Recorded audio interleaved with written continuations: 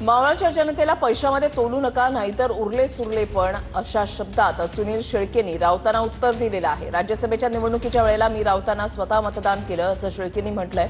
मतदान केल्यावर राऊतांनी पैसे दिले का? शेळकेंचं राऊतांना उत्तर आहे। राज्यसभेची निवडणूक होती 2022 जून मध्ये।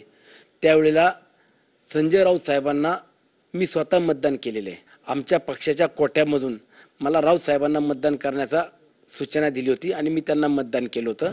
मग त्यांनी काय मला पैसे देऊन मतदान करायला दिलं का? त्यांनी का मी मतदान केले त्याचे मला पैसे आणून दिले का?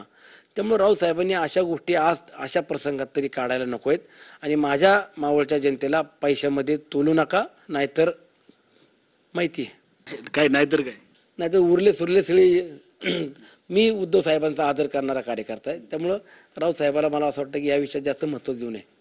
आता एका बाजूला आपण या सगळ्या घटनेमध्ये गांभीर्यपूर्वक बघता की चेष्टेनं बघता मला माहीत नाही। आपण मित्र आहात किंवा आपण संबंध आपण सातत्याने एकमेकाशी बोलतो, चालतो, भेटतो। माझा नंबर त्यांच्याकडे आहे। किमान मला त्यांनी घटनास्थळी काय परिस्थिती आहे किंवा कशी घटना घडली हे फोनवरनं तरी विचारायला पाहिजे होतं, परंतु त्यांनी फोनवरनंही विचारलं नाही।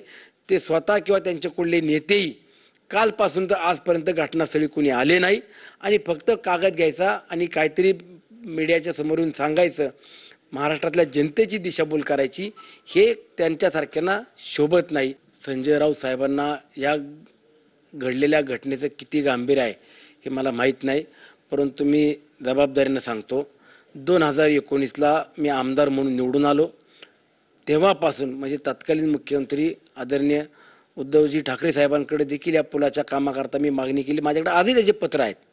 म्हणजे तेव्हापासून आम्ही दरवर्षी या पुलाच्या कामाकरता निधी मिळावा किंवा तो पूल मंजूर व्हावा अशी सातत्यानं मागणी करत आलो।